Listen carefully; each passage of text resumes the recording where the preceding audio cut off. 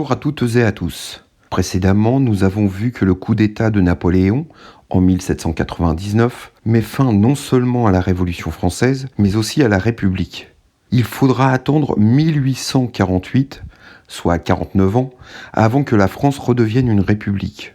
C'est pourquoi le 19e siècle peut être qualifié de siècle des expérimentations, car il va voir se succéder différents régimes politiques, très éloignés des idéaux de la Révolution. Jetons un bref regard sur ces 49 années.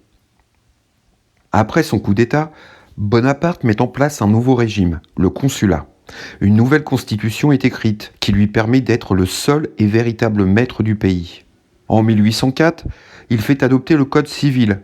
Il s'agit d'un ensemble de lois qui régit le statut des citoyens, ainsi que leurs relations sociales et même familiales. Par exemple, le Code civil met en avant l'autorité du père, considéré comme chef de famille, au détriment de la place et des droits des femmes, qui sont considérés comme des êtres mineurs, placés sous la tutelle de leur père ou de leur époux.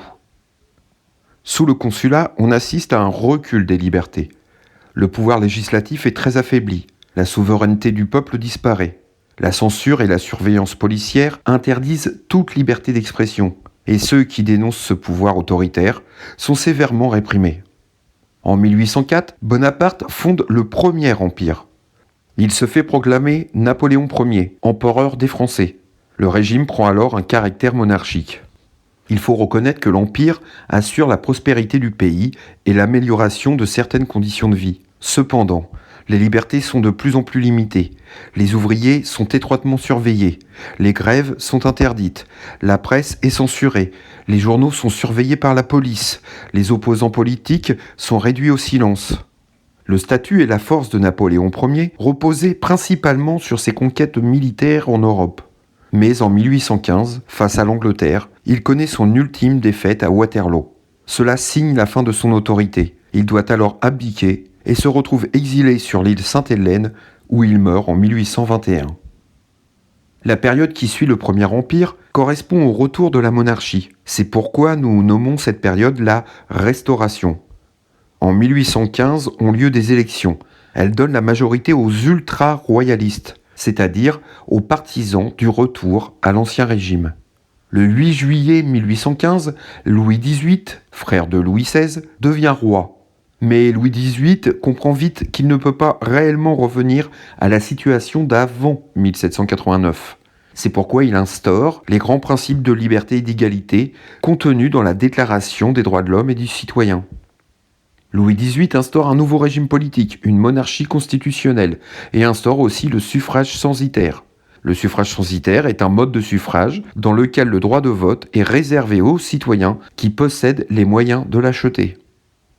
À la mort de Louis XVIII, en 1824, son frère, Charles X, monte sur le trône. Il veut rétablir la monarchie absolue et limiter les libertés. Charles X dissout l'Assemblée nationale et supprime la liberté de la presse.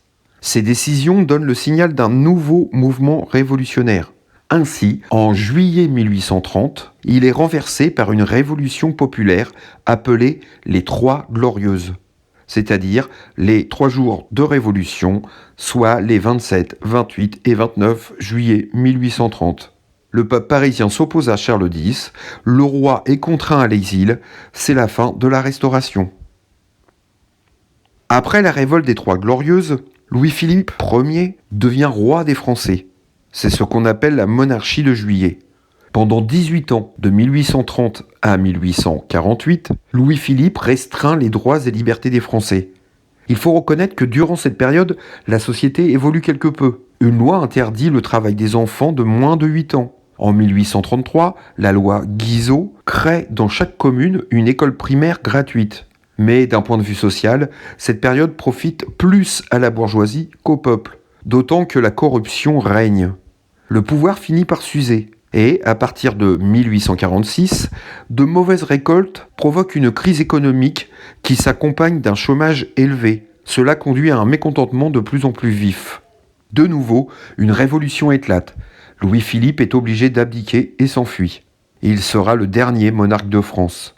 Dès lors, c'est le retour à un système républicain. La Deuxième République est proclamée le 24 février 1848. Au revoir et beau soleil à vous!